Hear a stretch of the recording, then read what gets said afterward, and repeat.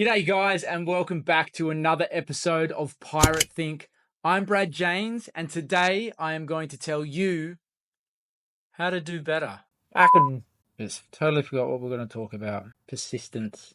G'day, guys, and welcome back to another episode of Pirate Think. I'm Brad James, and I'm going to be telling you about the power of persistence. But before we go on, roll the intro and welcome to Pirate Think.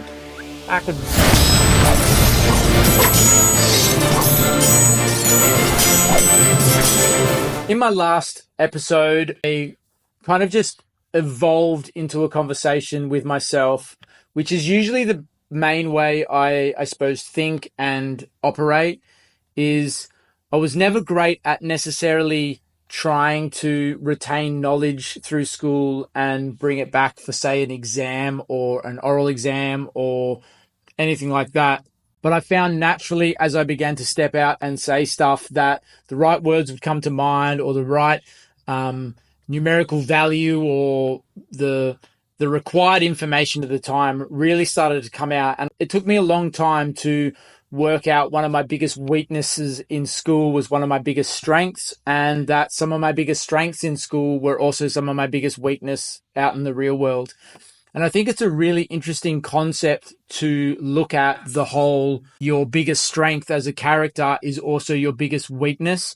And the more I've gone through life, I've realized that the extent of your strength is usually the exact same size as your weakness. So if you were to put a value on it, 0 to 10, if your strength number 10, or your strength in a particular area was number 10, then almost your weakness would be another number 10 in that same strength, but from a different perspective. Now, bringing persistence into this thing is like we try and persist on things, or we can have or when we're trying to formulate new ways of thinking, or we're trying to better our internal life and build capacity or build tolerance to something in life that may be causing us to overthink or worry or be concerned over, or it's just something that we want to, a place that we would like to be at, a stage of life that we would have a certain tick box checklist done for, or whatever it might be. And the power of persistence is an interesting concept, because what you get through long form, repetitive, and not necessarily repetitive, but long form repetitive process brings about a outcome that can only be there through long form repetitive process. Take an instrument for whatever reason. I did a bit of drumming and guitaring and singing and stuff like that in my younger days, and was really glad and thankful to have that opportunity and have that part of my life to be able to do that stuff.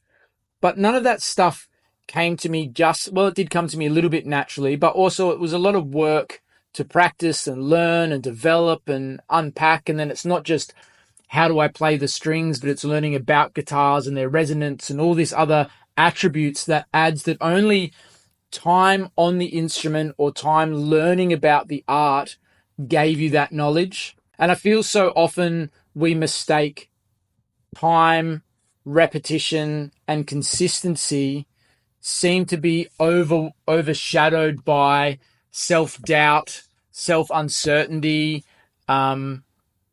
just these feelings of defeat, or these feelings of being overwhelmed.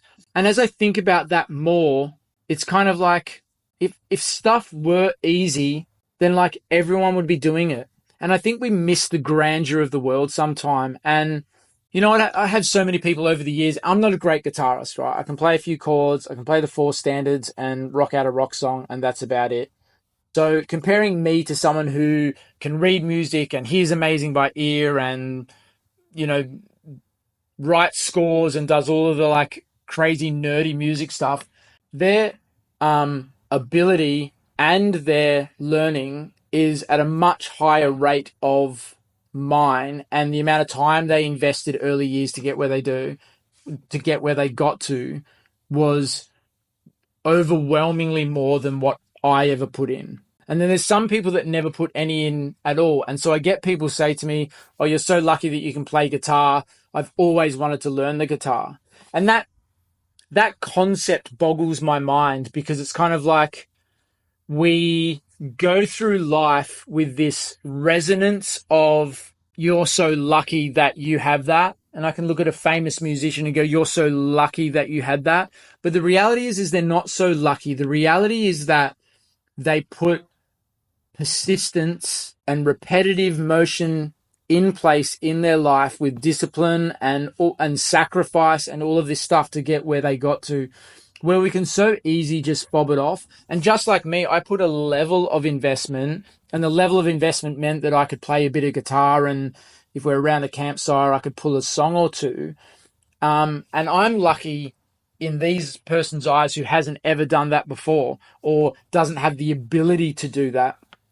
And so it's just an interesting concept to me, how we unpack the world and how we, I don't know, look at those things. And I think there's natural gifting, but persistence, the measure of small repetitive steps now, kind of can make huge leaps and bounds in the future. And it's kind of like,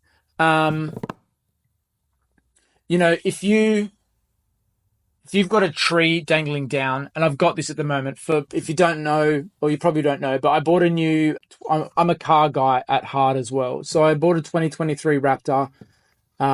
It's a beautiful car, really love it, and so glad that I bought it. It's just sitting right there. Hello. But there's this tree that dangles over my driveway, and every day I reverse out of the garage and I hear this tree on the top of the roof. Now I think to myself, Brad, you need to trim that tree. And it might not be the first driving under that it makes that little noise, and it's a nice green and healthy tree, and it's not scratchy, but I can hear the tree.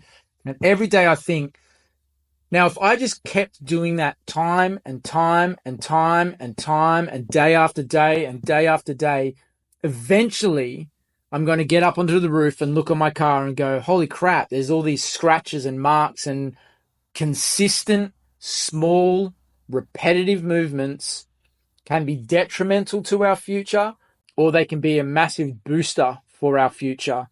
And the things that we neglect today are the things that compound and need to be done tomorrow. And the things that we do today compound so that we can start to pull back on them, and the natural momentum of what we created will continue. Well, I don't know how long I've been going for, but it's 7:30 Monday night. The week has started well at work, and I am super excited that I just got out another video for you guys. I'm pretty spent, to be honest, and I might even spend some time in the next video just unpacking my life. And I kind of found it hard to work out what I wanted to talk about tonight, because the life is just chaotic. Kids are chaotic, and all of a sudden you're there going, what am I doing? So I didn't know what I was going to talk about tonight, but I'm hoping that flowed well. And I feel like I'm getting more comfortable in front of the camera and just learning to listen to my thoughts, and hoping in the next few days and weeks, as I continue on this 30-day challenge, that I would continue to grow and develop and be more in sync in my head to my mouth to how I'm acting, and my eyes, and locking in and doing all that. Anyway, I'm Brad James. This is Pirate Think. Have a great night. Cheers.